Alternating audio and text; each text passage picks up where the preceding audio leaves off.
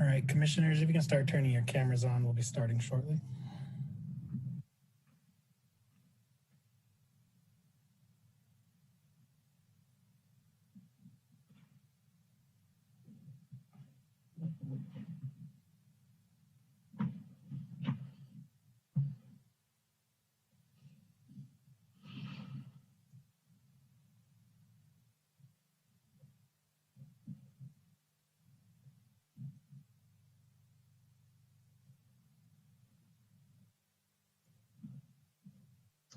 Mr. Maloney, are we ready to go?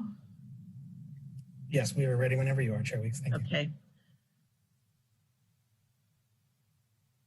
Okay, so I would like to call to order the April 8th, 2021 meeting of the Santa Rosa Planning Commission. And I'd like to read the following statements. Due to the provision of the governor's executive orders N-25-20 and N-29-20, which suspends certain requirements of the Brown Act, and the order of the health officer of the County of Sonoma to shelter in place to minimize the spread of COVID-19, the planning commissioners will be conducting today's meeting in a virtual setting using Zoom webinar. Commissioners and staff are participating from remote locations and or practicing appropriate social distancing. Members of the public may view and listen to the meeting as noted on the city's website and as noted on the agenda. Members of the public wishing to speak during item 4, public comment, or during our public hearing item today will be able to do so by raising their hand and will be given the ability to address the commission. Thank you. Mr. Maloney, would you like to do roll call? Yes, thank you, Chair Weeks. Let the record reflect that all commissioners are present. Thank you. Item 3 is approval of the minutes. Do we have any corrections? Commissioner Duggan? Hi, yeah, I have a correction on page 4 of 5. At the top of the page, my disclosure indicates that I disclosed an acquaintance associated with the project that was applicable to the prior item and not this item. So that should be removed. I'm sorry, can you repeat that? Yeah, item 9.2 on the meeting minutes of the 25th, I believe, indicate that I had disclosed an acquaintance associated with the project, and that acquaintance was associated with item 9.1 and not 9.2, so that is incorrect. Thank you. Mm-hmm. Do you have that, Mr. Maloney?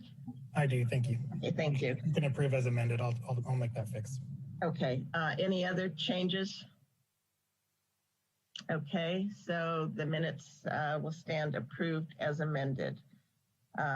Item 4, public comments. And we now open the public comment for any item not included on this meeting's agenda. If you wish to make a comment via Zoom, please select the raise hand button. If you are dialing in via telephone, please dial *9 to raise your hand. Each speaker has 3 minutes, and a countdown timer will appear for the convenience of the speakers and viewers. Please make sure to unmute yourself when you're invited to do so. Your microphone will be muted at the end of the countdown. Do we have any? Thank you, Chair Weeks. No one is raising their hand at this time. I lost my Zoom screen for a minute, so hopefully you all can still hear me. We can still see and hear you, and no one is raising their hands. Okay. Then I will go ahead and close the public comment period.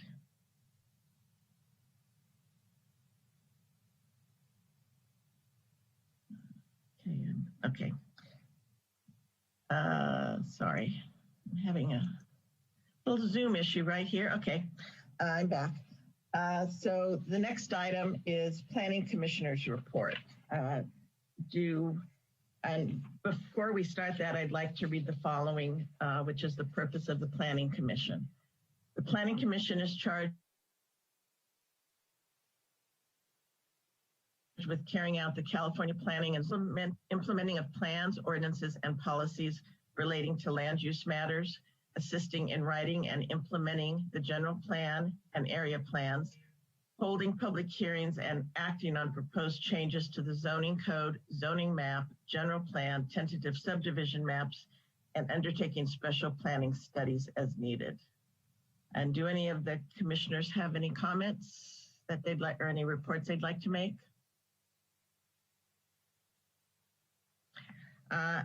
I have one, and that is that the City of Santa Rosa Merit Award nominations are now open.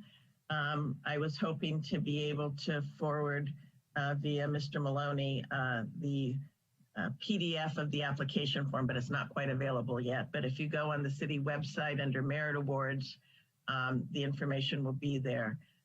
You have a few months until nominations are due, and I hope that when I do forward that information to you, if you could also pass it on to other people, excuse me, who you think might want to nominate somebody.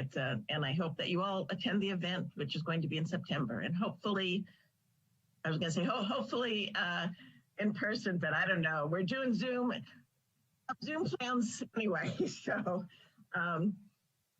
So I will pass that on to you via Mr. Maloney when I get it. So item 6 is department reports, and Amy Lyle, supervising planner, will be our liaison for this evening's meeting. Yes, good evening. Thank you so much, Chair Weeks. I get the pleasure of serving as your liaison tonight since Mr. Triple is our project planner. And if it's okay, Chair Weeks, I thought as a department report tonight, I would take the opportunity to update you on what's happening in the long range planning side of the house, probably 5 minutes or so. And of course, if there's any questions as well. So I supervise our long range planning team, the advanced planning team. And we've been working on some really interesting things. And I just wanted to provide you a brief update. So first, I did want to note that we were able to hire a new planner on our team. So you may remember last year, we did receive a grant from Kaiser Permanente to hire a planner. And so we've hired Beatrice Guerrero Auna, and she started with us in January.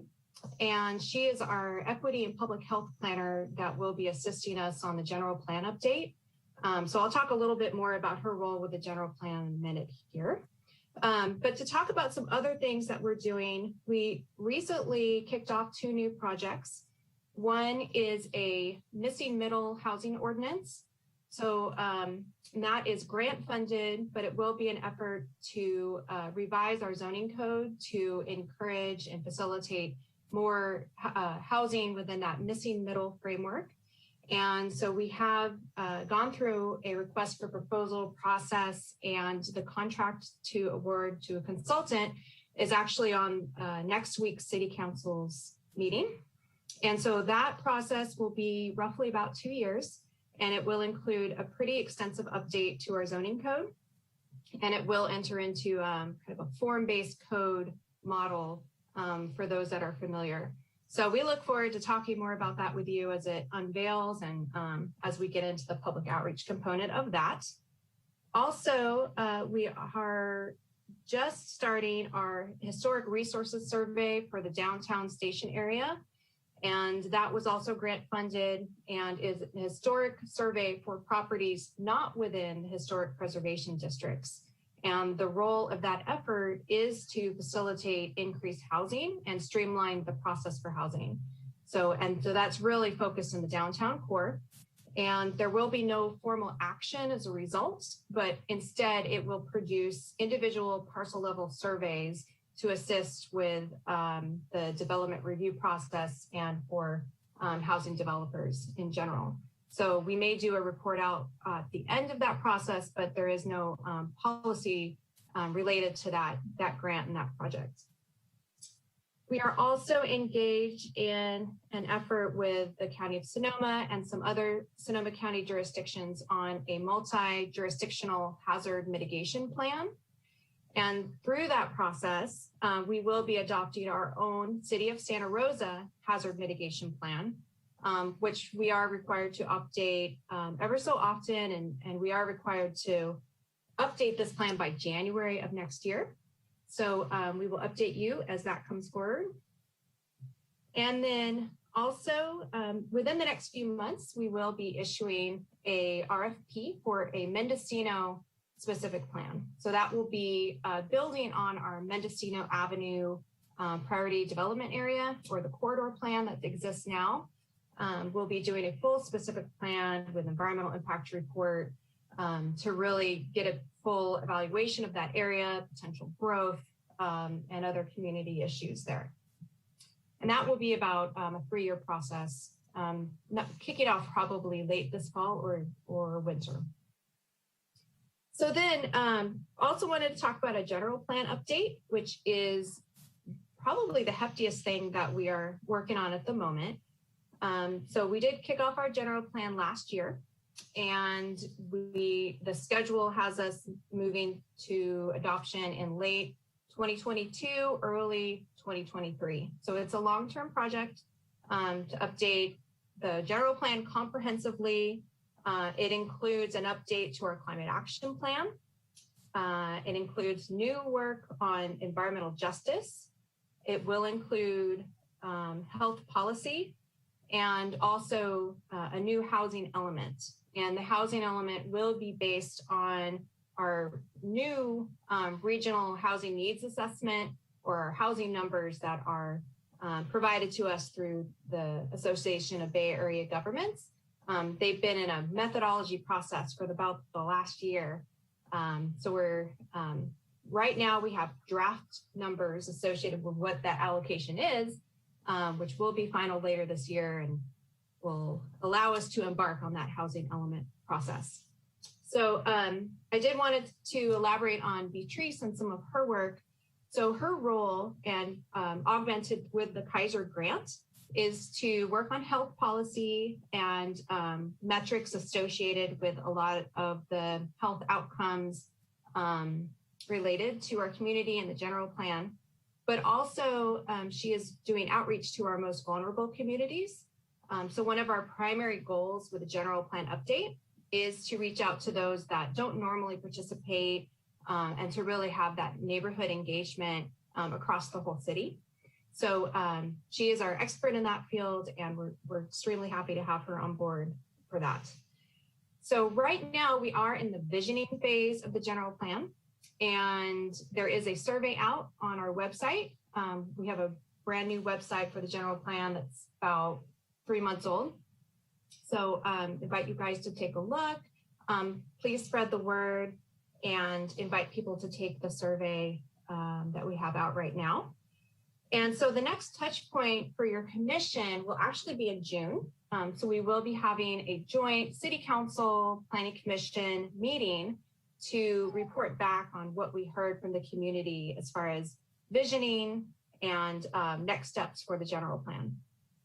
And then we also will be coming forward with a housing zoning related package to you in probably June. And that will be related to some state law changes to our density bonus ordinance that we will need to bring forward, as well as taking a review of our growth management ordinance. So those are the next touch points that we'll see you for, but I'm happy to answer any questions if you have any. Ms. Lyle, what do you do in your spare time? I do have a question regarding the general plan. I have watched bits and pieces of the two community advisory committee meetings, and they talked at one of them about future community meetings, and I wondered if you had any of those planned yet. No, so we will be releasing that full schedule in the next week or two. Okay. Thank you for attending those TAC meetings as well. It's easy in Zoom. Do any of the other commissioners have any questions of Ms. Lyle? No? Okay, seeing no other questions, then thank you very much for that update. And I wondered if you could come back every few months maybe and give us another little update, or not a little update, but an update on, because you have so much going on in so many parts of the city. It would be great for us to be, to keep abreast of what you're doing. Sounds great. We'll do. Thank you so much. Okay. We don't have a study session today. Item 8 is consent items, and we have no consent items. Oh, I'm sorry. Let me back up. I went right over statement of abstentions. Are there any abstentions by the commissioners on the item today? Okay. So then we have no study session. Item 8 is consent items. We have no consent item. Item 9 is public hearing 9.1. This is first of all, let me introduce the item. And it is a public hearing, Santa Rosa Farm Group Cannabis Cultivation Facility, mitigated negative declaration and conditional use permit 800 Yolanda Avenue, PRJ 17-068, CUP 17-123. And this is an ex parte item. So if we could have any disclosures that you may have, we'll start with Vice Chair Peterson.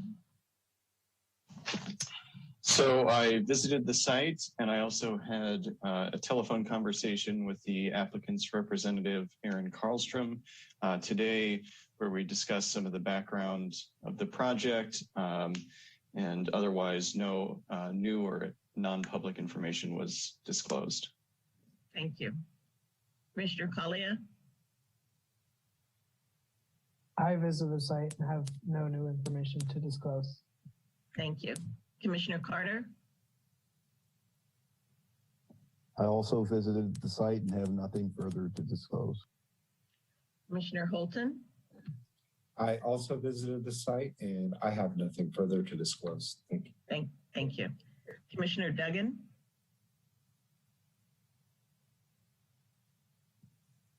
I also visited the site, and I had a brief phone call with Councilmember Eddie Alvarez about the project and have nothing further to disclose. Thank you. Commissioner Krupke? I visited the site and have nothing else to disclose.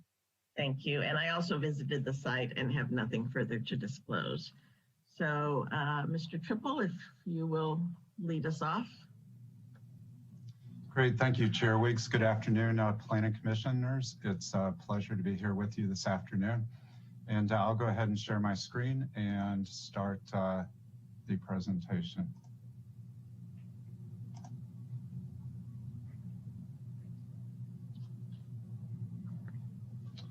And so if you would, if somebody could please let me know if the screen is sharing, you should be able to see the introduction slide. Great, Perfect. Thank you. One moment, please. Okay, so today's meeting item before you is the Santa Rosa Farm Group Cannabis Cultivation Facility at 800 Yolanda Avenue. I would like to note that the staff report and resolutions were edited and reposted to refer to the project as the Santa Rosa Farm Group LLC Cannabis Facility. The reason that we made this very simple name change is so that in the future, when state licenses would be sought, the project name would be consistent with the applicant for those state licenses. And so today's requested entitlement is for major conditional use permit for development of 116,700 square foot industrial building that is 3 stories or 55 feet tall to house proposed cannabis land uses, including cannabis cultivation, approximately 86,000 square feet, manufacturing non-volatile and volatile in approximately 21,000 square feet, distribution in 8,000 or so square feet, and finally a testing laboratory in approximately 1,000 square feet. I do want to know that the items regarding development standards that are before the commission today would be for lot coverage and for a parking reduction. And then for the cannabis land uses, the items would be a major conditional use permit for cultivation, minor conditional use permits for manufacturing and distribution, And then testing laboratory is a permitted use in the light industrial zoning district.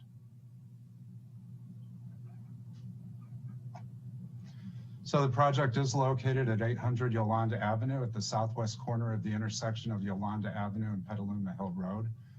It's surrounded to the west and to the north by light industrial development. To the east is agricultural farmlands, but also the evolving development at Kiwanis Springs and Petaluma Hill Road is predominantly multifamily residential. Then to the south, we have some low density residential agricultural land uses, which are zoned low density residential. And then to the south and southwest is residential development. So the light industrial district is located along the Yolanda Avenue corridor. All of the proposed cannabis land uses are allowed in the light industrial district, subject to minor and major conditional use permit approval. The proposed use is allowed within the applicable zoning district and complies with all the other applicable provisions of the zoning code and the city code. In enacting its commercial cannabis land use regulations, the city specifically identified the light industrial and general industrial zoning districts where proposed uses would be appropriate.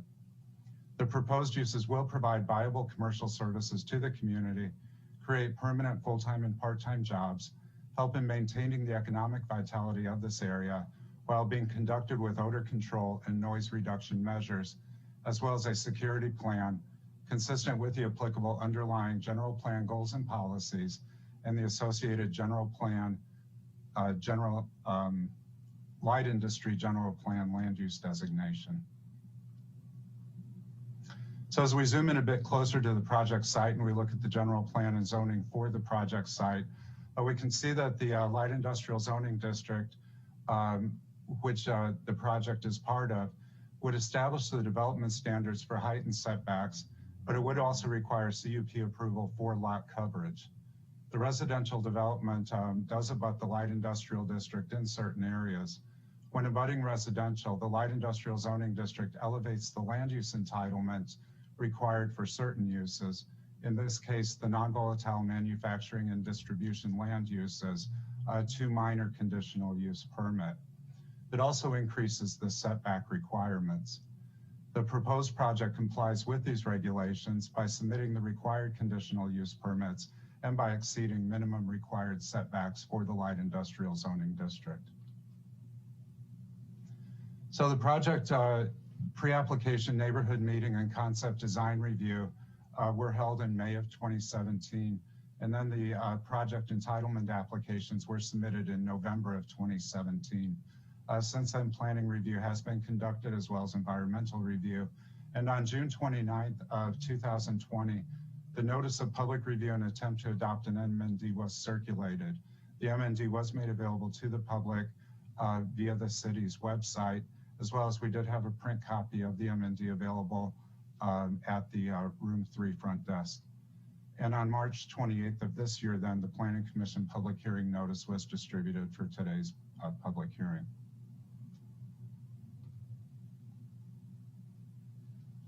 So here we have an image of the proposed site plan.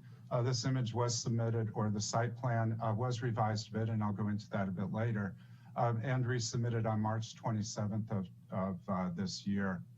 In the site plan, we can see how the site's proximity or development's proximity to Yolanda Avenue. It does take its primary entrances and only entrance and exits from Yolanda Avenue. We can see that the 3-story cannabis facility is located in the southwest corner of the site with parking and circulation surrounding. And then we have these designated undeveloped areas, which are part of the 5.5 acre site. For the site plan, approval of proposed lot coverage is required. Proposed development is approximately 3.3 acres, or about 53% of the entire project site. The setbacks from adjacent development are approximately 30 feet on the west side and at least 70 feet on the south side. Fire regulations required 2 additional project modifications from what was originally proposed. The first was to move the building, resulted in moving the building further away from west and south property lines to provide a 26-foot clear aisle for fire trucks in the event that they should have to provide services. And the second was to move the westernmost driveway a bit further to the west to create more separation between the 2 points of entry. Planning Commission approval today would include approval of the proposed site plan. An approval of a 40% parking reduction would also be required. For parking, 159 spaces are required based upon the proposed land uses, and 85 spaces are proposed on the current site plan. Planning Commission is required to make findings related to special circumstances associated with operation at this location and to determine that proposed parking is sufficient. The required parking ratios for these land uses, well, for industrial land uses, I should say, typically are for land uses that are not open to the public and are based on anticipated employee staffing patterns and include deliveries and other operations related to parking needs. As is reflected in attachment 8, the parking analysis that was provided, employee staffing of cannabis cultivation facilities typically falls well below industry standards for other light industrial land uses. And also, as discussed in the parking analysis, the project site is located in close proximity to residential neighborhoods, which reduces demand for commuting by a single occupancy vehicle. The project site is serviced by city and county public transit services, and bicycle transportation is supported by on-street bicycle facilities, as well as the project does include short-term and long-term bicycle parking, as well as changing facilities for bicycle commuters. The planning staff analysis concludes that these special circumstances associated with the operation of the use at this location are expected to generate a parking demand different from the parking ratio requirements, and the proposed 85 parking spaces would be sufficient for the safe, convenient, and efficient operation of the proposed use. And here in the image, we can see how the proposed development is limited to previously developed areas of the site. Then we have those previously undeveloped areas labeled so on the site plan. The M&D document and analyses are consistent with this site plan and its designations.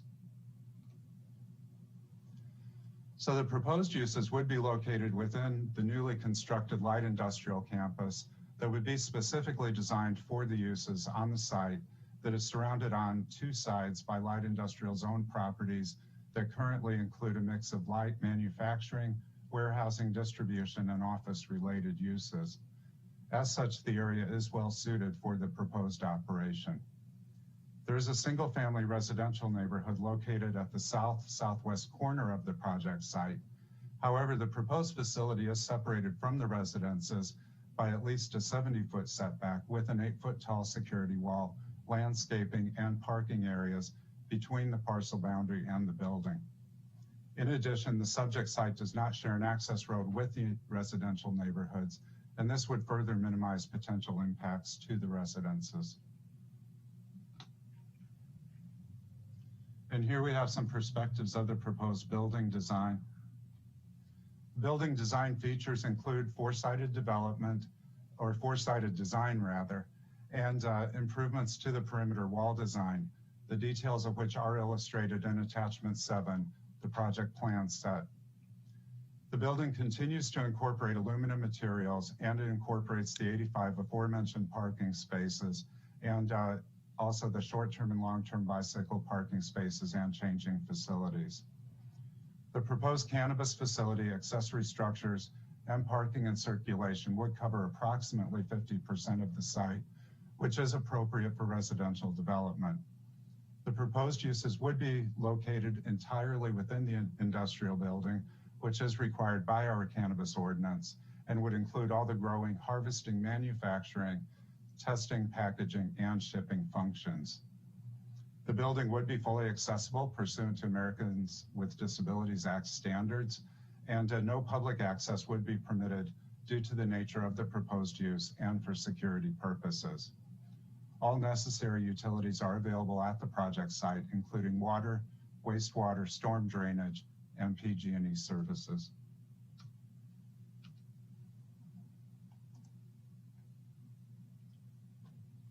This is a view from the looking from the northwest. The applicant has chosen not to incorporate windows in order to avoid light pollution due to overnight cultivation activities, visual exposure to neighbors and surrounding businesses, as well as to support security protocols and improve security outcomes. The project will continue to incorporate articulation and materials to reduce massing. And I should point out that the renderings provided on the previous slides, as well as this slide, have been developed in response to concept design review comments provided by the Design Review Board in May of 2017. And the applicant's response to those DRB comments is provided as attachment 13 in the meeting item and also is summarized in the staff report. So here we see the ground floor plan, which begins to lay out the use of the space on the interior. Again, as a reminder, we have approximately 86,000 square feet of cultivation space, which would actually be located on the second and third floors. And then we have the manufacturing, non-volatile and volatile uses of approximately 21,000 square feet, distribution at about 8,000, and the testing laboratory at about 1,000 square feet located on the ground floor. A certified odor mitigation plan was submitted and asserts that odor will be mitigated to a level undetectable outside the building as required by the cannabis ordinance. This was provided to you as attachment 11 in the meeting item. And here we can see that floors 2 and 3 are primarily comprised of the cultivation spaces, which represent the bulk of the square footage. So the proposed uses will be located within the newly constructed campus designed for these uses. The project conditions of approval would further regulate the use to ensure it will not result in a public nuisance or health and safety hazard. This includes implementation of a detailed project security plan addressing use of a security service, use of surveillance cameras, secure entry gates to the project site, and similar measures. Additionally, the project is required to comply with current citywide noise and outdoor lighting ordinances. The proposed landscape plan would be reviewed and approved during design review. However, Planning Commission today would be asked to approve a condition of approval regarding tree mitigation.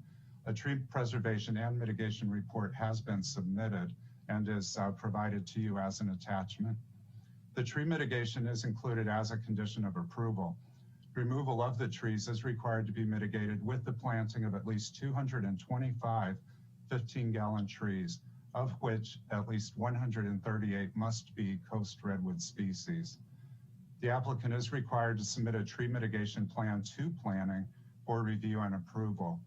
In that plan, the applicant may request to substitute planting mitigations by making a $100 per tree payment to the city's tree replacement fund. Environmental review in accordance with the California Environmental Quality Act was conducted for this project. Initial study and mitigated negative declaration was prepared. It was published for 30-day public review beginning on June 30th of 2020, and public comments received were provided to you as attachment to this meeting item. Mitigation measures contained in the mitigation monitoring and reporting program include mitigations for air quality, biological resources, cultural resources, geologic resources hazards, and hydrology. The comments are provided, public comments are provided as attachment 5, and the errata sheet, which is included with the initial study MND document, identifies changes to the document and required mitigations in response to comments received. There is one specific issue that's been identified for Planning Commission consideration. The applicant has requested a 48-month entitlement term limit, which would allow 4 years of approval validity prior to expiration. This is described fully in the staff report, and the applicant's request is included as an attachment. A standard term which planning commissioners are used to is 24 months, and up to 4 12-month extensions can be requested. These extensions do have to be submitted in writing and are subject to director review and approval. The condition of approval, the applicable zoning code section does allow for a condition of approval to extend term limits. And so as I believe you saw in the resolutions for consideration, there is a condition of approval for a 24-month entitlement term limit. And then the request before Planning Commission is for a 48-month entitlement term limit. With regard to the site plan entitlement, I did want to point out that the proposed site plan identifies certain areas as undeveloped areas. Public comments were received about these areas, and we do want to note that the project does not propose any future development. Should development be proposed at any time in the future on these undeveloped areas, it would require a discretionary entitlement and would be subject to environmental review under CEQA. The conditional approvals before you today are for the proposed land uses, the lot coverage, the parking reduction to 85 spaces, and then the applicant's request for a 48-month term limit on the expiration.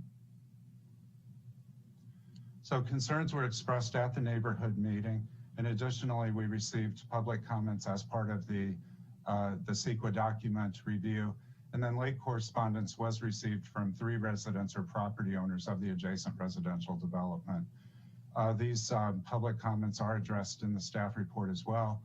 Concerns about loss of neighborhood tranquility, the increased risk of crime, aesthetics concerns, concerns about odor, groundwater contamination, increased fire risk, potential decrease in property values, and a preference for less height in the development. Additionally, reflecting upon the late correspondence that was received and was distributed to Planning Commission and made publicly available, we do want to note that the project information as a meeting item has been available since April 1st, 2021, which is 7 days prior to the scheduled meeting. This does exceed local and state posting requirements for public hearing meeting items. Additionally, the project will receive design review by the Design Review Board after land use approval. This is standard procedure. Planning Commission could condition the project to require design changes if the Commission chooses to do so. An engagement of an outside environmental consultant to prepare the environmental document is an established practice at the city. We note that the city and other responsible agencies have reviewed the document and provided comment. Those comments are either incorporated into the document before you today through the draft, the administrative draft process prior to publication, or as part of the errata sheet that is included with the document. We do also want to note resolution edits that will be before you today. With regard to the M&D resolution, the whereas statement provided 5 written comments on the initial study draft mitigated negative declaration were received. We would like to strike the latter half of that whereas statement so that we would remove and responses to these comments were prepared and are included in the initial study draft mitigated negative declaration. Then with regard to the CUP resolution before you today, the whereas statement referring to the mitigated negative declaration, we would strike the text "the approved" from that whereas statement. And so it is recommended by Planning and Economic Development Department that the Planning Commission approve a mitigated negative declaration and mitigation monitoring and reporting program for this project, construction of a new 3-story, approximately 116,700 square foot industrial building, and approve commercial cannabis cultivation, manufacturing, both non-volatile and volatile, and distribution land uses with testing laboratory at the site. Again, my name is Andrew Triple, and I'm available to answer any questions you might have. Thank you.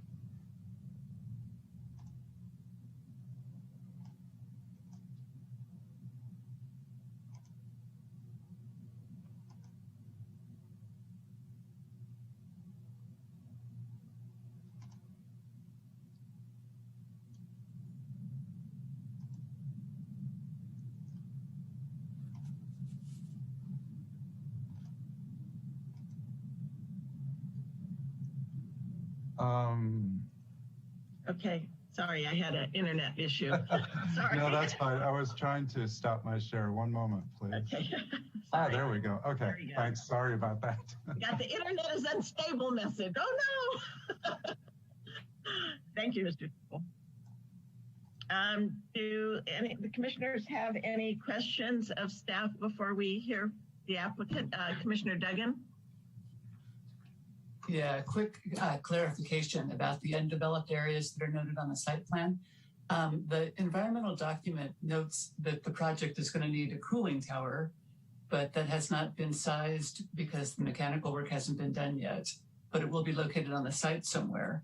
So if it can't fit within the boundary of the existing site plan and it has to go in the undeveloped area, would that require a whole new review, or what would happen with that? And also kind of related, if the building is re-tenanted in the future and the new user needs more parking spots, they would also perhaps be able to build in the undeveloped areas, but they'd need to have a whole review about that issue?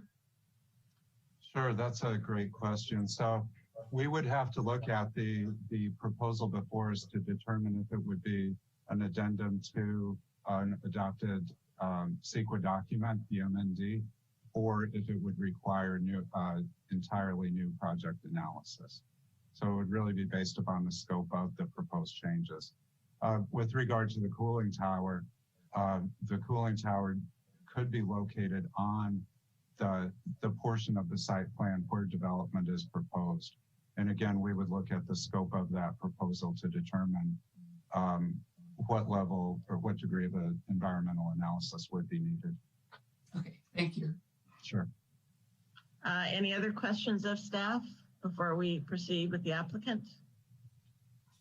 Okay, so I know the applicant does have a presentation. So Mr. Maloney, I see you've already promoted the applicant, so I'm not sure who's going to be speaking on behalf of the applicant today. Good afternoon, Chair Weeks. This is Erin Karlstrom, or rather Erin Karlstrom's disembodied voice. I see some chuckles, so that tells me that you can hear me. Yes. I don't see our presentation up yet, though, so with your indulgence, I'll wait for that.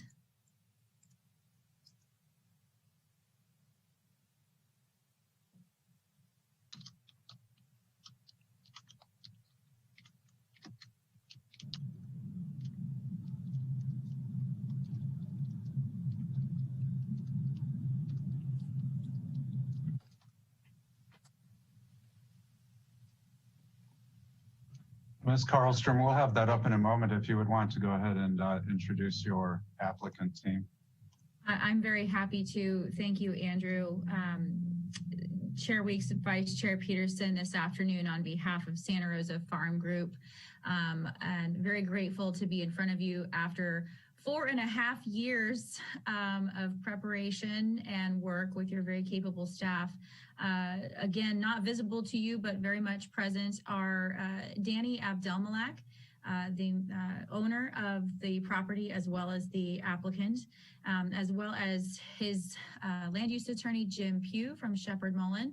I'm here mostly to facilitate the introduction to the project and our conversation. Thank you to those of you who responded to our invitation to tour the facility or to answer questions in advance of the project. I am prepared at this point to turn it over to Jim, who will lead you through the bulk of the presentation. I am supposed to go through these. There we go. We're up. All right. So I've done this. And I don't believe that I have screen control. So if whoever beyond or behind the magic screen could click to the next slide for me, that would be appreciated. And Erin, just so you're aware, this is the host. Andrew Triple will be presenting your presentation. Just say next. Thanks, Mike. Okay, Andrew, thank you for clicking to the next slide. Ladies and gentlemen of the commission, you have all probably driven by this facility dozens, if not hundreds of times. I know at least one of you joined me on site. So we wanted to offer you the opportunity for an aerial view of this property. We found that this was an important orienting slide to address the overall character of the neighborhood in which we are located. As you can see, surrounding the facility are very heavy industrial uses along Yolanda, heavy residential development planned across Petaluma Hill Road to the east. And just from again, from an aerial and 30,000 foot view, important to recall that this project is consistent with the city's general plan designation as well as our zoning code. And just as well to bear in mind as Jim moves us through the presentation, to recall that though the parcel is under common ownership, it's one parcel owned by Danny and his company. It is important to think about it as though it is in two chunks, and the disturbances, any of the construction, the project itself is designed exclusively to occur on areas of the facility, areas of the property that are already hard pack, and the project does not intend to disturb any of the easternmost portions of the property. So with that, I will turn it over to Jim, who hopefully has also been elevated to host status or moderator or panelist. I think so. If the honorable commissioners can hear me, and we can move to the next slide, I'll start there. Great. So that means at least Andrew can hear me. So good afternoon, honorable commissioners and staff. First off, thank you very much for your time tonight, and also to the staff for being tireless in their preparation over the last couple of years to bring this matter before you tonight. As Aaron said, I'm Jim Pugh from Shepherd Mullen, and I'm a land use attorney representing the project. So I will be brief. Some of this you've seen from the staff, and I will concentrate on the applicant request. But just quickly, the reason I wanted to show this slide was because I wanted to let the commission know that the M&D was very comprehensive, and it covered not only the permits that the staff reviewed initially, also all of the items on this screen and any other permits or approvals that would be required to both construct and operate the facility. So a very comprehensive environmental document. Next slide, please. These are some of the operational characteristics of the project and benefits. It's a modern cannabis facility. As you know, there's been a trend of that along Yolanda. This will probably be one of the best, if not the best facility. It will bring new jobs to the city on the tune of 105 or so. And per cannabis laws that apply, there are labor force requirements that the applicant will be happy to oblige. Of course, it increases tax revenues substantially to the city. And I wanted to highlight also this next bullet, which is about the site and its infrastructure. So the applicant took great pains to avoid the grassland areas and any of the impacts that could come from developing on anything but hardscape. So we think this is a win-win, whereby the project sits on the hardscape, avoids grasslands, and overall improves the city's infrastructure, including sidewalks and frontages along Yolanda only. It minimizes reliance on the power grid with the recent disasters you saw in Texas, right? This type of facility would have the option to be self-reliant. So that's a good thing. And of course, it maintains consistency with all the applicable rules and regulations of the city. Next slide. I won't talk about all of these other than to say it's been a long couple years, but we are here now. There was some outreach originally, which generated some comments from the public. By the time that the M&D was prepared a couple years later, only 3 individuals commented on the M&D on the record, and those have been responded to. And then the staff has brought us to this day for your hopeful approval of what's before you. Next slide. These are the applicant requests. You see them in front of you, and then I'll hit one more slide that is the justification. But as everyone can imagine, COVID changed the world. It's created delay. It will create more delay, and it will take a while for things to come back. That's why we believe a 48-month extension, or excuse me, a 48-month entitlement is warranted and justified for this project. Your code allows it.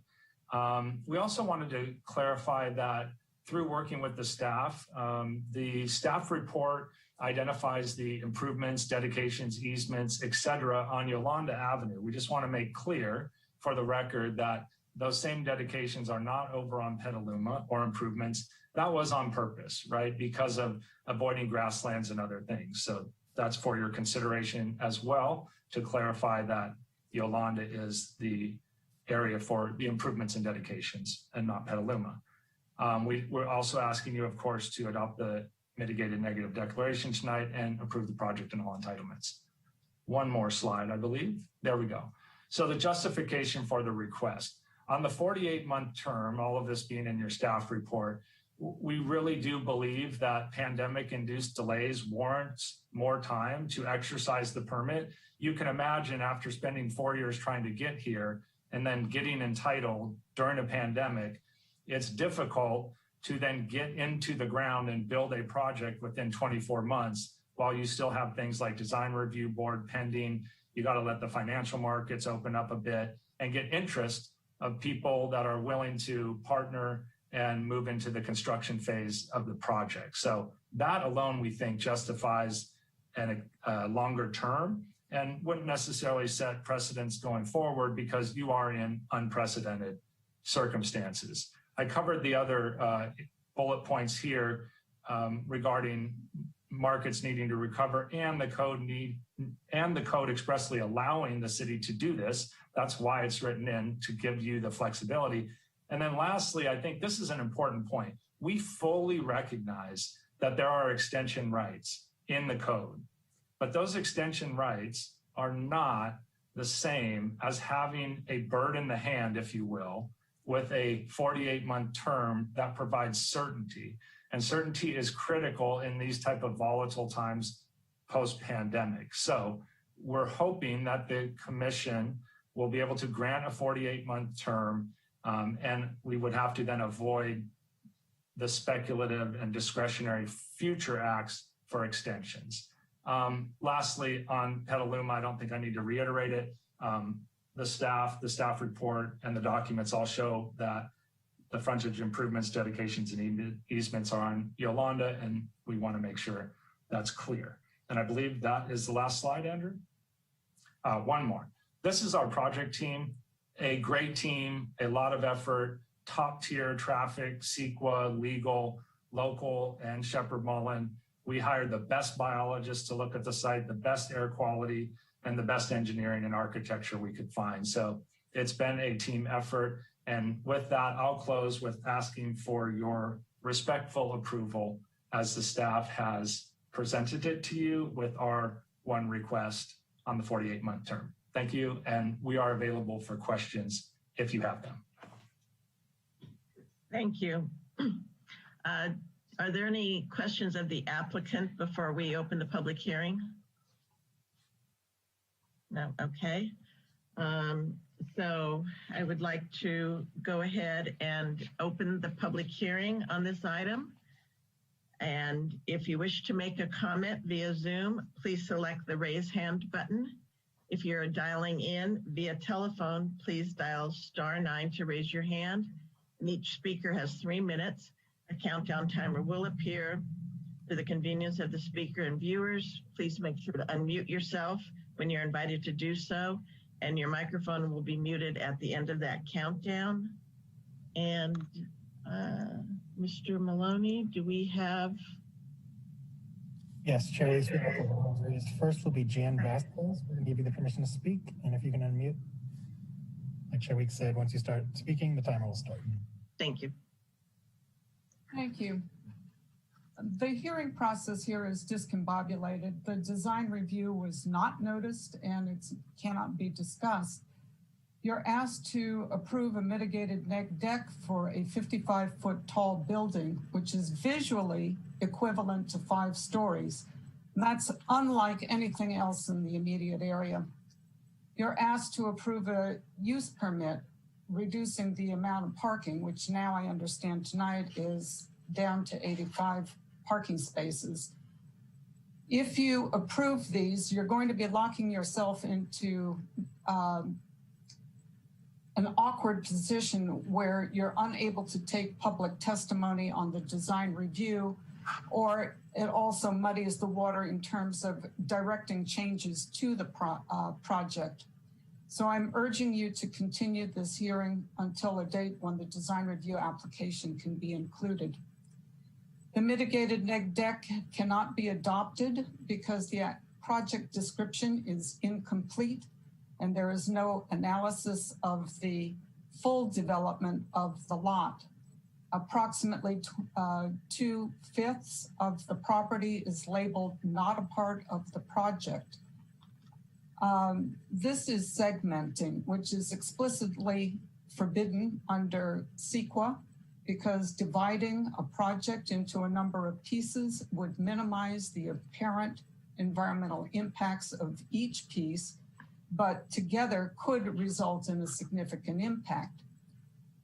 The exception to the rule allowing segmentation is in case law. Del Mar Terrace Conservancy versus City Council.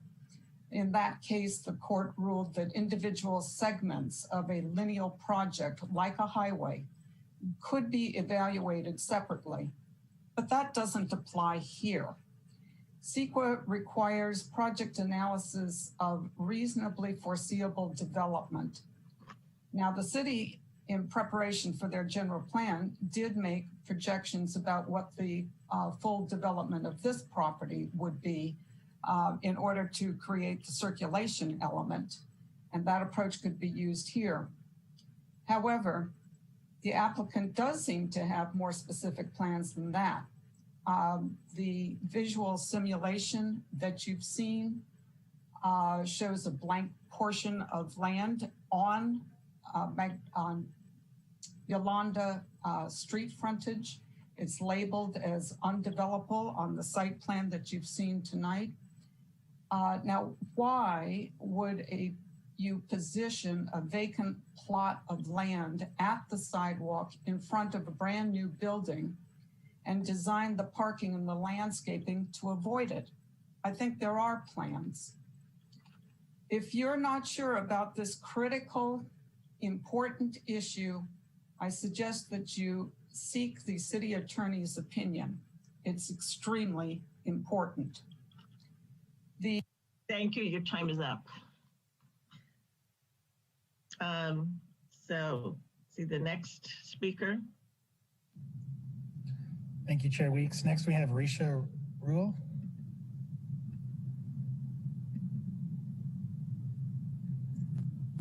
Hello, everyone. Thanks for allowing for public comment on this. First, I'd like to acknowledge the setbacks that the permit requester has implemented. I do appreciate those. I would like the council to really take into consideration the proximity to homes and the 55-foot height of the building. I do feel it's inappropriate for this particular location. If you look in the area, we don't have any other buildings of that height near us, near homes. It just seems highly inappropriate. Allowing for this for a profession of just not appropriate and just really responsible and taking into consideration existing constituents here in this neighborhood. We have this permit requester that's coming from out of town, doesn't live here, has no consideration of the ways it's not going to be impacting him. I'd like for you guys to put yourselves in this neighborhood's position of, would you want your two-story bedroom to map out to a five-story building and with 24 hours of production? The other piece that I had asked to be addressed today was the fact of the saturation on Yolanda Ave. If you allow this project to move forward, you will have an entire canvas row on Yolanda Ave from Petaluma Hill Road all the way up to Santa Rosa Ave. When I was speaking to Mr. Triple, he agreed that he doesn't believe that you guys have the awareness of how many sites are already either approved or pending on that particular location. It feels like we are disproportionately burying the city's desire to bring in cannabis into our state and not taking into consideration the amount that's already here and potentially pending. In comparison to any other neighborhood where the zoning would be appropriate for this. And I would really appreciate if you guys would take that into consideration. I think you guys need to really look at some foresight for what does this look like in the future? What does it look like when the market's saturated and these businesses are potentially unsuccessful? When we have an entire block of businesses for the same industry that could potentially go under. And it's a concern of mine. And so I'd really appreciate if you guys take that into consideration. Thank you. Thank you.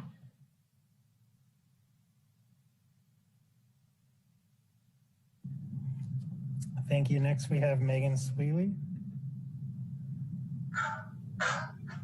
Hi, I am one of the neighbors. I would like to discuss the fact that I believe this project in totality is much too large to be abutted to our residential neighborhood. We are the only light industrial zone on Yolanda that has residential abutting it. As my neighbor just spoke to, there's a grave saturation of cannabis businesses going along Yolanda corridor.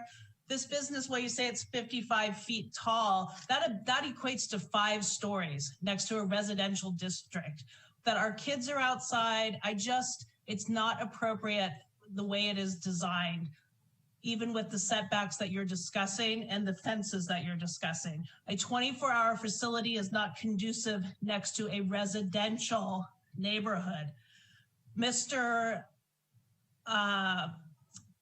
I can't remember the attorney's name, is a Los Angeles attorney, land use attorney. The applicant is from Los Angeles. Neither of them seem to care that we put our blood, sweat, and tears into buying these homes. We can't sell them and go anyplace else in Sonoma County.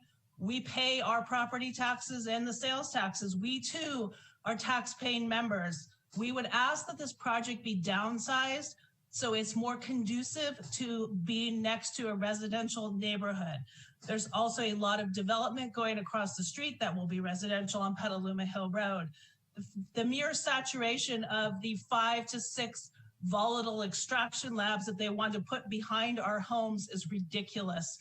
This is a policy change that needs to be made for the Yolanda corridor. This needs to happen. This cannot keep, our homes are at risk. This is ridiculous. It's a whole business corridor of nothing but cannabis. And again, this project is too large to be next to a residential neighborhood. I also would like to speak to the fact that we have several neighbors who are homeowners who are Hispanic speaking.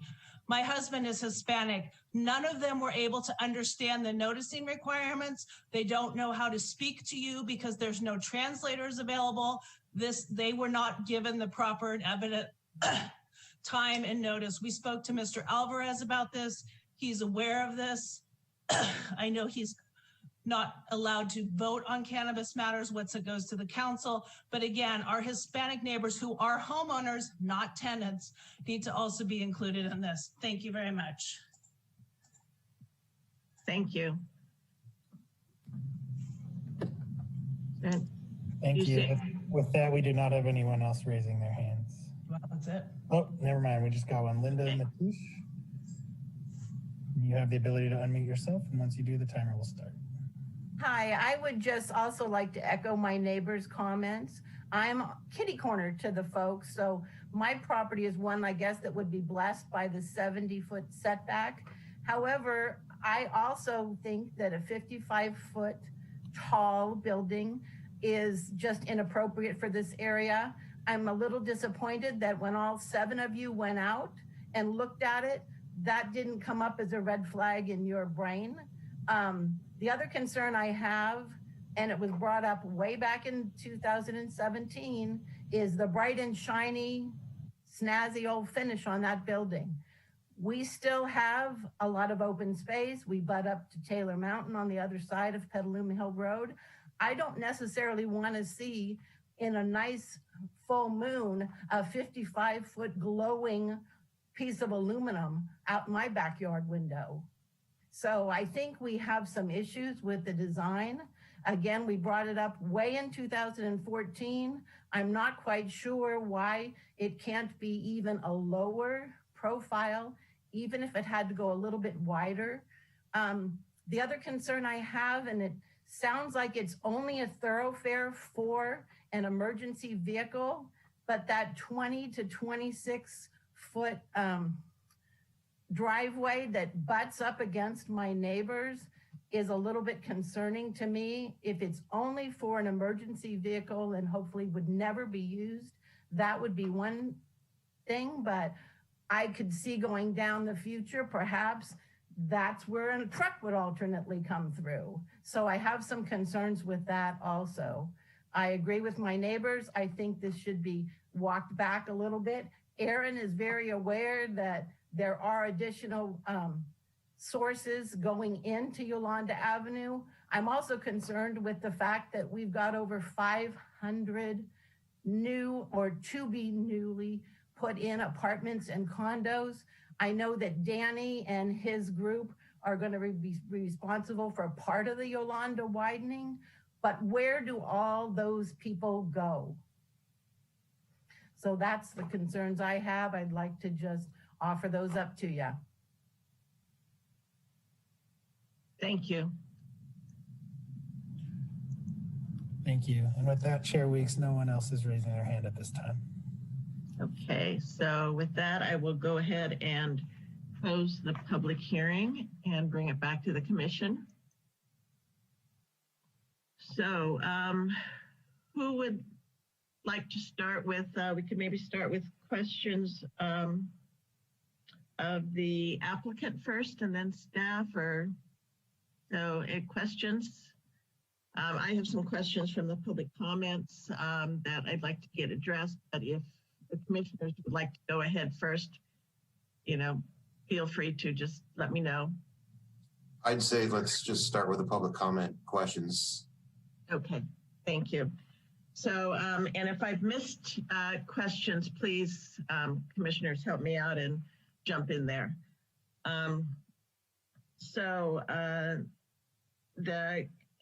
Ms. Vasquez talked about design review board and that public comments on design review board and about the MND was incomplete. And then there was also a question about saturation on Yolanda. A couple of the, actually, I believe all four of the public speakers talked about that. And then lastly, the issue of the noticing and translation. So Mr. Triple, if you wanted to talk about design review board. I can actually address that for you. Oh, thank you. Yeah, so our process includes a conceptual design review process that occurs prior to the final design. And so that did occur in this case in 2017. And then the applicant team responded to the design review board's comments and then altered the project itself. So then the project will come to you for the land use considerations, and then it actually does go back to the design review board for the final design review approval. Your commission, of course, can still make recommendations to the design review board or condition the project as you feel appropriate within your purview today. But there is a final design review process that is will happen later, and that is strictly related to the design and the landscaping. Thank you. And the issue regarding the MND and that it was it's incomplete because of the segmenting. I can address that if you'd like, and Andrew can weigh in, but this particular project is not phased. So the the mitigated negative declaration reviewed the whole of the project that's before us right now. Segmentation comes into play when you are looking at a series of different projects, or even potentially there is a cumulative impact potential. So if there are other projects nearby, potentially by the same owner, that kind of thing. But in this case, this is one property, one project, which is all proposed to occur at one time. So that is, we feel the mitigated negative declaration fully considered all of those impacts and are recommending that you adopt that MND tonight. And I would add to that, Ms. Vasquez, I commented on the undeveloped portion on Yolanda Avenue.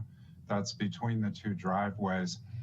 And the project has consistently constrained development to previously developed areas. So the undeveloped area between the two driveways on Yolanda Avenue is reflective of existing development of the site. Okay. And then the saturation on Yolanda Avenue of cannabis. Sure. So the Yolanda Avenue corridor is zoned light industrial, and all of our cannabis uses are allowed in our light industrial zoning districts. Since the cannabis policy was established or was adopted, the retail or adult use and medicinal policies were adopted in 2018. The only cannabis land use that does have an overconcentration policy is the retail dispensary land use. And so there is no policy in place that would reduce or would address overconcentration along Yolanda Avenue at this point in time, unless it was a retail dispensary land use. So in order for the saturation of the Yolanda Avenue light industrial district to be addressed, it would require a policy change of the cannabis policy. Thank you. And then the question regarding the noticing in Spanish that Ms. Sweeley talked about. Yes, so as you may know, the City Council adopted an open government ordinance recently, and that does include a phased approach into additional translations. So the City Council is now translating their agenda information and notices, and so that is really the first phase of that process. So we are anticipating in the future that our noticing will be translated, but at this time we don't have a requirement to do that. However, if we have people who need translation, they can request that, and we of course would provide that and translate whatever's necessary so that everyone is able to engage in the process. So if one of the people that Ms. Willie was talking about called in or contacted you, you would help facilitate that? Yes. Thank you. And then they all talked about the height of the building. Sure. So the maximum building height allowed in the light industrial zoning district is 55 feet. The proposed project does comply with that maximum height requirement. As a development standard, this particular development standard is not subject to conditional use review and approval, unlike the lot coverage development standard that is before you today for review and approval. So an applicant could propose building height up to 55 feet, as the applicant has done. Thank you. And those were I believe those were the questions from the public, unless I missed something. And Commission, do you have questions of either staff or the applicant at this time? Vice Chair Peterson? Sure. I wanted to follow up on a couple just kind of clarifying questions from the public comments portion. Ms. Vasquez specifically raised an issue that the MND treated the 55-foot height as 3 stories, and it should have been treated as 5 stories. So I was wondering if staff could give me some some thoughts on that when it comes to, obviously the visual aspect of it is analyzed in the MND, but I don't know if, is that a procedural issue? Is that an issue that needs to be addressed? So I actually just read that section of the mitigated negative declaration, and what was analyzed is actually the full height limit under what's allowed under the zoning code. So although it's 3 stories, the actual height was actually spelled out within that section of the mitigated negative declaration. So that was analyzed appropriately under staff's consideration. And to add to that, we do, the zoning code in some areas will refer to stories, and in other areas will refer to height as measured in feet.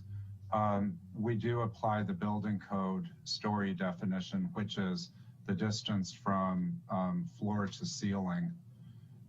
And so in this case, it's a 3-story building, but proposed at 55 feet in height.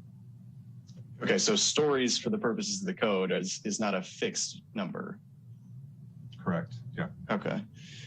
I would say that it's not based upon a specific measurement in feet. Okay, understood, thank you. And just to put a finer point on another question that came up in public comments, the design review portion. So we're dealing with, this is planning commission, this is land use, does this project meet the code and things like that.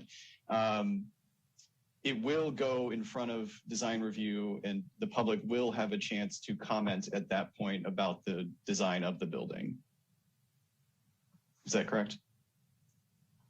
Yes, sorry, it took me a minute to unmute there. It will go to final design review hearing, and that will also be noticed in the same way that this hearing was noticed. Okay. A small correction on that. The planning commission would approve the land uses and the site plan today, or that's what's before you today. And as you well know, the approval of the site plan does then lock the site plan in for design review board review when it goes to a design review. Additionally, then it would go to design review for preliminary design review by the design review board. The design review board could make requirements to modify design elements. It could also make recommendations for modifications of design elements. Per the resilient city measures, then final design review, which is the second component of major design review, is delegated to planning staff. So that major design review 2-part process of preliminary and final design review, preliminary by the design review board, but then final design review by planning staff to analyze and to ensure that any design review board conditions of approval are applied to the project. Okay, and I've got sort of another one building off public comment. So as you discussed, the overconcentration issue as set forth in the cannabis ordinance relates solely to retail overconcentration, so not cultivation in this case. If it's possible, there was a lot of debate in crafting that ordinance. Is there a rationale why the council and the final adopters decided to draw that distinction between overconcentration? It applies to retail, it doesn't apply to things like cultivation? Well, I'll start, and then I think Amy can provide comment as well. One of the reasons is because it has been the consistent goal of City Council to treat cannabis as an economic subsector in the way that we treat many other subsectors of the local economy. And so from that perspective then, when overconcentration was analyzed, part of the reason for not applying an overconcentration policy to all of the cannabis land uses was because we don't have overconcentration policies for a majority of our land uses. And so to be consistent with how we treat other land uses in the city, the goal was to specifically align as much as possible with overconcentration policies for other land uses. So we do have overconcentration policy for alcohol sales, and we do have for community care facilities as well. So it does align with those other land uses. So Amy, if you want to add on to that. Yeah, I would also just note that the neighborhood compatibility issues are very different with different cannabis uses. And with the dispensaries, because customers are coming to that location, you have an increased number of members of the public present, which changes the security methods and tools that that operator has.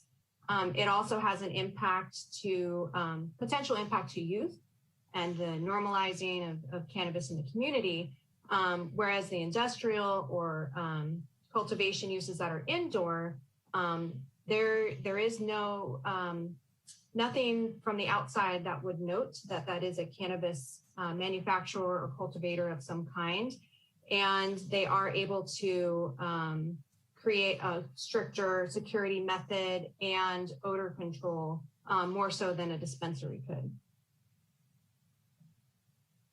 But I will say, if there are other neighborhood compatibility issues or areas that you would like to explore, of course, that's within your discretion tonight. If I can keep going, I've got, so looking at the zoning code in the light industrial zoning district, this is a correct me if I'm wrong question. So it looks like from my read of the code that things like a brewery production facility is permitted just with zoning clearance, as is a winery production facility just with zoning clearance, as in doesn't even need a conditional use permit. Is that right? Correct. Yes. Yes. And I think what you're seeing is a reflection of where we were when the cannabis ordinance was originally adopted, because it was such a new use, and there it needed an additional layer of regulatory care. So we are seeing a lot of other jurisdictions reducing those review authorities as people have become more cognizant of these uses and everything around that. But it is captured differently and treated differently in our code than other types of uses, as you mentioned. And I would add as well that the light industrial districts, while they would permit distribution and non-volatile manufacturing and testing for sites that are not adjacent to residential uses, a site that's adjacent to any residential use, any of those cannabis land uses then, except for testing, would be elevated to some level of conditional use permit requirement. Great, thank you. I'll turn it over to the rest of the commission. Any other commissioners have questions of staff or the applicant at this time? Commissioner Carter? Yeah, just to turn the what we're approving question around a little bit. If approval of this use permit fixes the site plan, does it also fix the massing of the building? Will design review board have any discretion in building height, assuming it could be changed within the existing footprint, if that's even possible? Site plan. So, and Andrew, feel free to correct me, but I believe your recommendations and approval tonight will create the upper level of what the design review board could undergo or consider. So they could approve something less, but not more than what your considerations are. But I think it'd be important to make sure your recommendations to them are very clear. If there is a massing comment that you want them to consider directly, that we really make sure to provide really clear direction on what it is that their commission wants.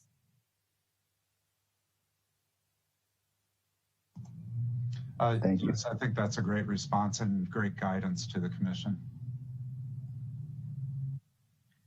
Okay, any other questions before I ask somebody to introduce the ordinance?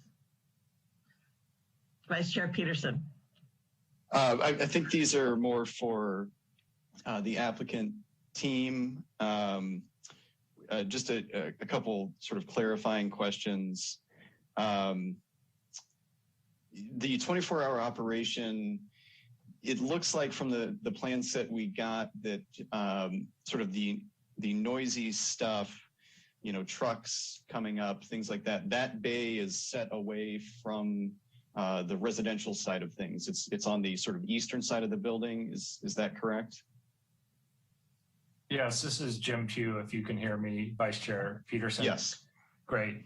Yes, that's exactly right. The setbacks per the zoning code would actually allow the building to be closer to the property line than it is. So the setbacks you see on that site plan were designed to pull the building away from residential property lines and kind of center it in the site so that the activity related issues for the building itself are centralized on the site plan that you see. And the one other comment I would make along with what Andrew and Amy mentioned was the height and the massing, the height in particular, just so everyone's very clear, this building is 100% consistent with the code allowance on the site. Great. Noted. And also, it looks like the hours of operation, 24 hours, but again, certain things, the noisier things are only occurring sort of during the daytime. You're not having delivery trucks, you know, backing up with a beeping noise at 2 a.m. Is that correct? Commissioner Peterson, this is Erin Carlstrom. The 24 hours of operation is consistent with city code for light industrial uses, but you are correct that the noise associated with the production is covered in the MND, and deliveries will be limited to normal business hours. And just, I guess, since it's been brought up quite a bit by the public, so I understand the height is within the zoning code. Did the, you know, applicant team consider different massing, different height, you know, different anything around that? I can answer that. And then if Erin wants to add, she's welcome to as well. So yeah, the answer is yes. And the primary driver really is you need to have an efficient facility to do the cultivation, manufacturing, et cetera, inside of the facility. So this goes back to stories versus height, right? So in a normal story, you would think of a house, but a cannabis manufacturing facility and cultivation does not operate at that level. It has lights that need to hang down for a certain height, right? So when you look at the site plan, you see that there's not actually 5 stories, but it needs higher floor to ceiling height to accommodate the infrastructure, meaning the lights and other things that are hanging down, if you will, inside of the building. And that's why the height limit that is set now is so important, because if you even move the height down a few feet, it essentially wipes out the utility of one of the entire stories because it can no longer accommodate the infrastructure, right? So it throws off not only the site planning and the building metrics, but even, you know, how you construct the building, finance the building, et cetera. It's all built into what was analyzed in the M&D. Thank you. Any other questions before one of the commissioners introduce the ordinance? Would one of the commissioners like to introduce the ordinance? Chair Weeks, can you refresh my memory? Which one is being amended? Yes, if I can.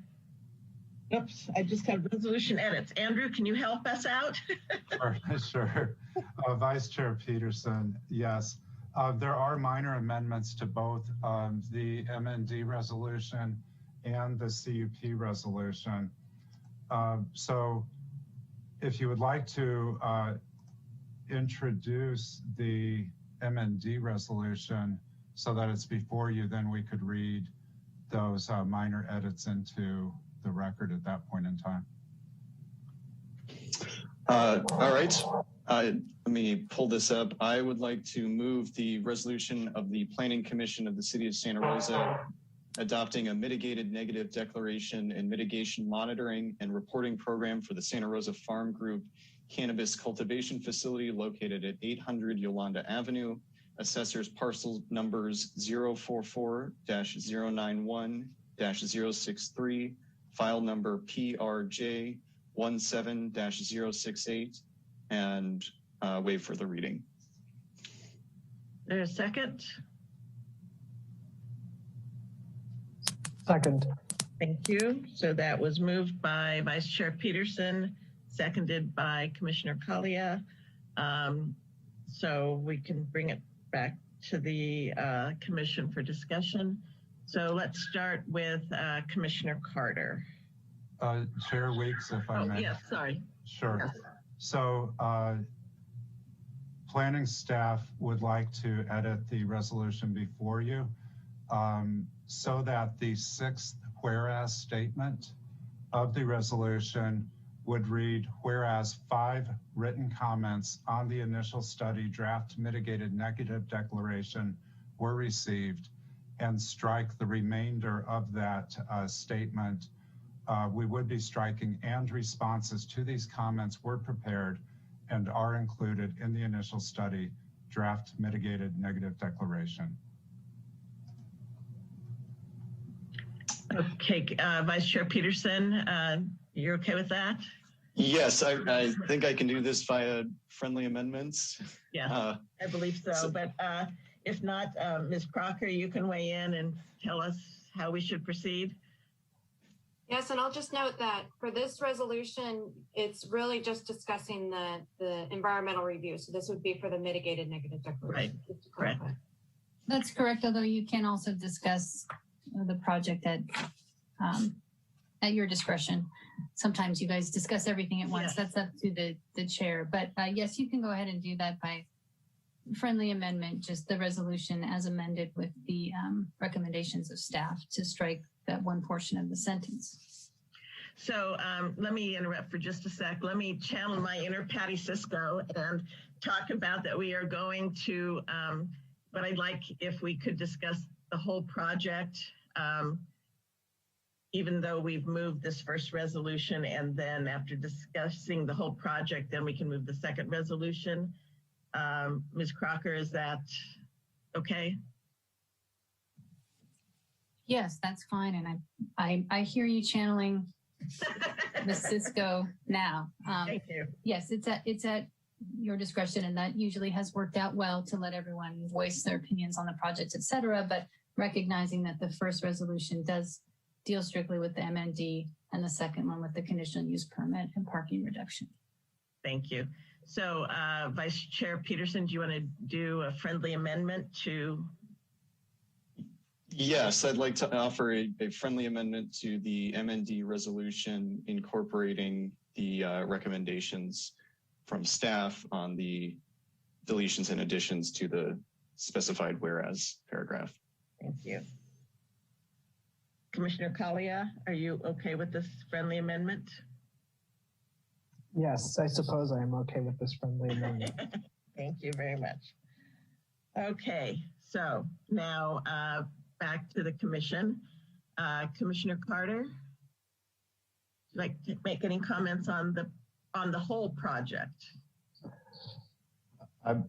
Yes, thank you. And thanks to staff and the applicants for being so patient with us and answering our questions. Yeah, I do generally find the project to be consistent with the findings that we have to make in order to approve the conditional use permit. And I recognize that there would be light industrial uses permitted by right that could build here without our discretion. assuming they met the zoning requirements of a light industrial district, as this project appears to. I also believe the MND was properly prepared and analyzed the potential impacts of the project properly. But I also recognize that this building is going to represent a change to the visual character of that particular intersection and all of Yolanda. And it's an important city entry. I would generally have to trust the city process that our design review process will address the issues that might be associated with the visual quality of a structure of this type at a city entry. And because of that, would generally support what is being asked of the Planning Commission today. Okay. Thank you. Commissioner Duggan? Well, I couldn't have stated it more clearly than Commissioner Carter just did. I understand, that a use could go in here by right that wouldn't have this kind of level of review and could build to 55 feet because that's the specified height limit in this district.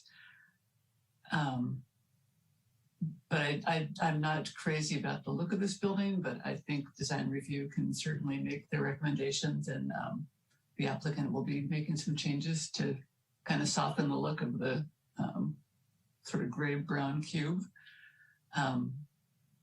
And I'm in support of the 48-month extension, or the 24-month extension to the entitlement that the applicant has requested. And I can find that it's consistent with all the requirements of our zoning code and general plan. So I am generally in support of the project as well. Thank you. Commissioner Holton? I'll echo the sentiments of the prior two commissioners.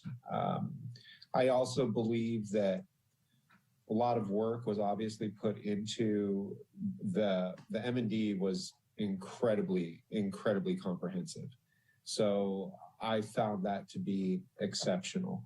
I also do understand a lot of the concerns from some of the neighbors, but it also does meet all of the zoning requirements for the light industrial zone. So with that being said, I will also piggyback onto Commissioner Duggan's statement that I will also be in favor of the 48-month entitlement. And I'm also really empathetic with how some of the neighbors might feel, but I also know too that a lot of the sound mitigation or visual effect mitigation can be accomplished with the proper landscaping and the proper building. And again, I think that the planner, I think that the project was planned really well, and I think that they were very considerate to the environment, and I appreciate them for that. So I'll be giving my support to this project as well. Thank you. Commissioner Krepke? Yeah, I'll just echo the sentiments of my fellow commissioners so far. I don't really have much more to add. The 48-month extension makes sense to me, given everything that's been going on during this planning phase for them, not only just them, but the city and the nation in general. I also thought the MND was properly prepared, and as fits to planning, zoning, and so forth. I believe it's consistent with the findings that we have to make, and will be in support of the project. Thank you. Commissioner Kalia? Thank you. I concur with my fellow commissioners.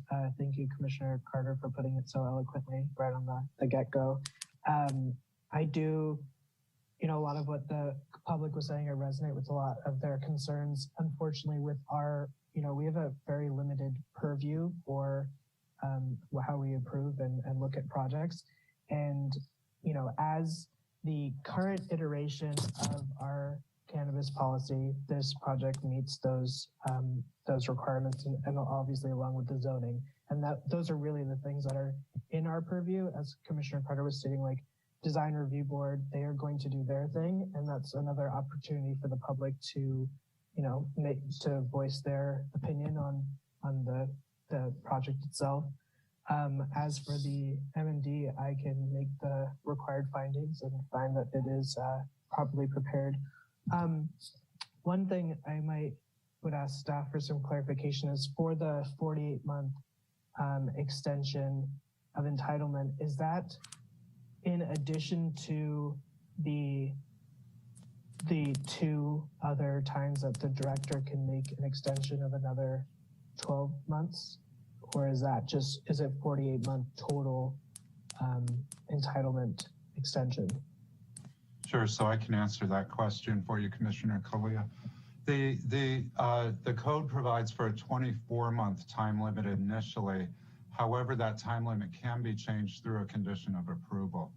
So before you today, which would require an amendment of the CUP resolution, would be to amend the CUP resolution, condition of approval number 5, to allow for a 48-month time limit on the initial approval. Then the project would still be eligible for the additional 4 12-month time extensions that could be requested and could be reviewed and approved by the director. Okay, so our first initial entitlement extension is for that 48 months, and then theoretically could come back to the director for 4 additional 12-month extensions based on merit. Right, so I think if you look at the initial time limit of 24 months, you wouldn't think about it as an extension of the 24-month time limit. You would think about it as changing that 24-month time limit. 48 months. Right. Correct. Right. Okay. There you go. Correct. Okay, and around that side of it, I would support a 48-month entitlement extension or entitlement period for this project. Okay, thank you. Thank you. Vice Chair Peterson? Sure. So specifically on the mitigated negative declaration, I can make all the findings in the resolution. I think it's very extensive. I think it addresses all the concerns. I think we've had good answers also from staff on the segmenting issue that was raised. So this does not appear to be an issue for this project, and I find that persuasive, as well as the height and the stories analysis in the MND. I think again was raised by the public and was addressed by staff to my satisfaction. So on the MND, I think it's very extensive, and I can make all the findings. On the sort of more the conditional use permit, the project itself, I think this project has kind of identified 2 weaknesses in the existing ordinance, in the cannabis ordinance, that is, which is over-concentration for non-retail uses, and also the interface when you've got light industrial abutting residential.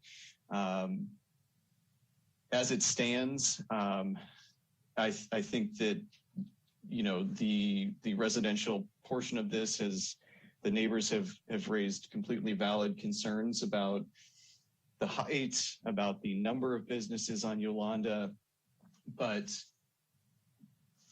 the Planning Commission is tasked with reviewing these projects for compliance with the zoning code, and that includes the cannabis ordinance. And as it stands, the information in front of us, I think, meets the standards.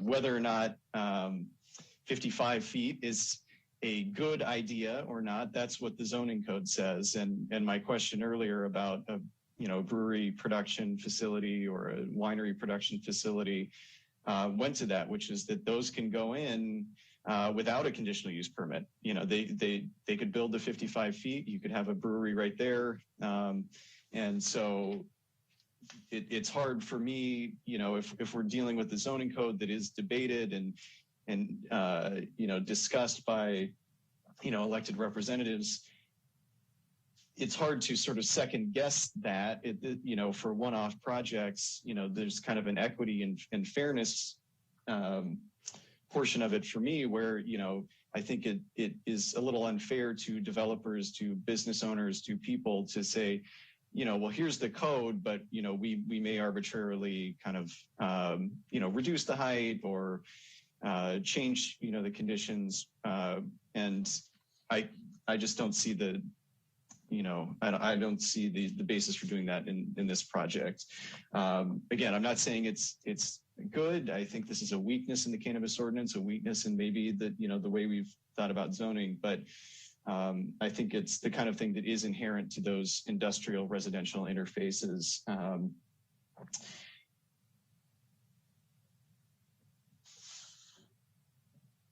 On the extension, I think on the information in front of us, increasing it to 48 months makes sense. This project has been in the works for quite a while.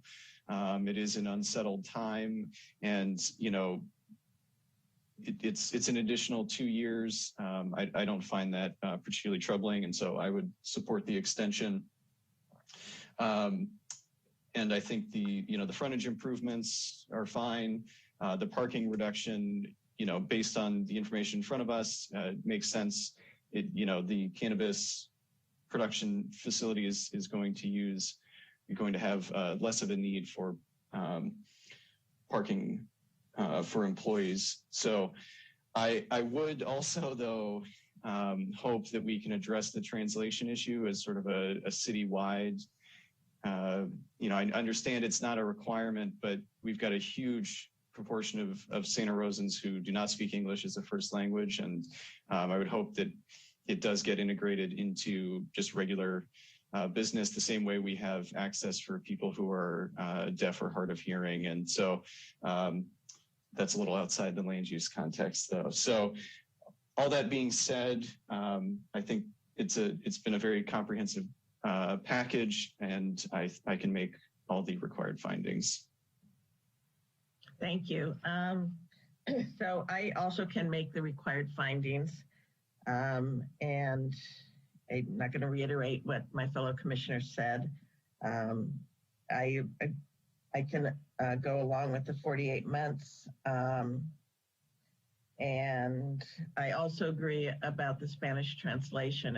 As someone who was part of the original Open Government Task Force 7 years ago, one of our big push was putting things in Spanish. And I'm glad that the city is starting to phase that in. And so hopefully we won't have that issue in the future. So, so this first resolution was moved by Vice Chair Peterson and seconded by Commissioner Collier. Mr. Maloney, would you like to take roll? Oh, and with the friendly amendments that they made. Yes, thank you, Chair Weeks. One moment.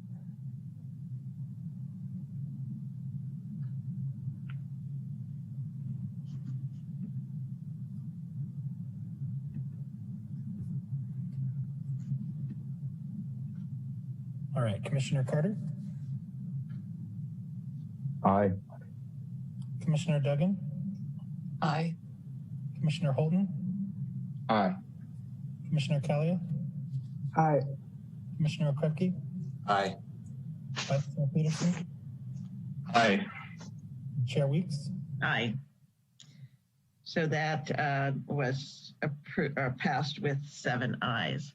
And the second resolution has a couple of amendments to it. If somebody would like to start off by reading it, Mr. Triple can help us with the amendments. Chair Weeks, if I may, if I read them now, then you would be able to incorporate them into the motion. Okay, thank you. Save us a step, but we would also like to advise commissioners that while you don't need to discuss the CUP resolution because you discussed both resolutions together prior to voting on the MND resolution, we do encourage you to state prior to your vote if you would be able to make all of the findings to vote for that resolution. So having said that then, planning staff recommends that for the CUP resolution under consideration, whereas statement number 6, that we would strike the text approved and, so that the whereas statement would read, the Planning Commission has considered the adopted mitigated negative declaration and mitigation monitoring and reporting program for this use and project. Then also, with regard to condition number 5, if planning commissioners choose to support the applicant's request for a 48-month time limit on the initial approval, then condition number 5 would need to be amended to read, this conditional use permit shall be valid for a 4-year period. Thank you. And I'm sorry, I'd like to add, and then I believe that that condition would need to follow if the permit has not been exercised within 48 months following the date on which the permit was granted.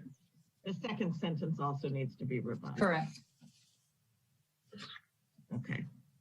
And I think that I may have misheard, but I think that the first whereas is whereas number 7, where we're striking the words "the approved," which was just a typo. Right, that is correct. I'm sorry for that. Okay.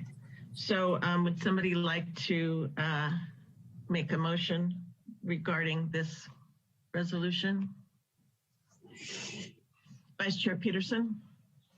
I'd like to move the resolution of the Planning Commission of the City of Santa Rosa making findings and determinations and approving a major conditional use permit and parking reduction for the Santa Rosa Farm Group LLC cannabis facility consisting of new construction of a 116,700 square foot industrial building and commercial cannabis cultivation, 86,050 square feet, manufacturing level 1, non-volatile, and level 2 volatile, 21,505 square feet, and distribution type 11, 8,070 square feet with testing laboratory, 1,085 land uses located at 800 Yolanda Avenue, APN number 044-091-063, file number PRJ17-068, CUP 17-123, as amended,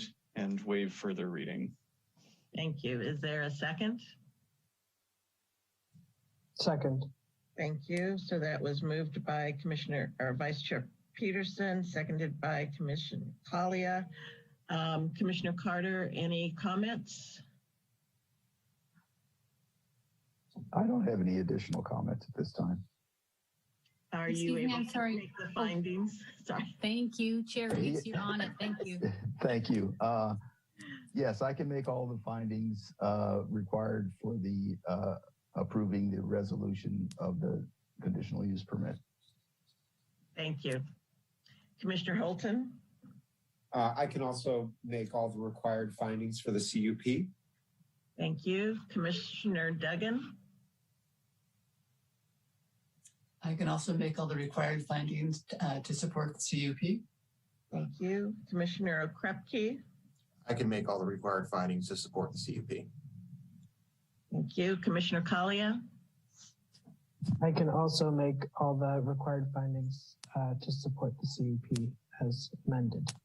Thank you. Vice Chair Peterson? I can also make all the required findings of the CUP as amended. And while I would not add this as a condition of approval, I would strongly encourage the applicant to utilize landscaping and things on the frontage with the residential area to kind of minimize the visual disruption to the neighbors. Thank you. And I also can make all the findings. So this resolution was moved by Vice Chair Peterson, seconded by Commissioner Collier. Mr. Maloney, would you like to call roll? Yes, thank you. One moment.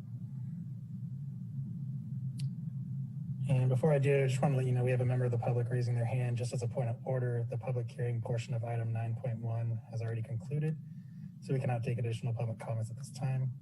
Thank you. Commissioner Carter? Aye. Commissioner Duggan? Aye. Commissioner Holden?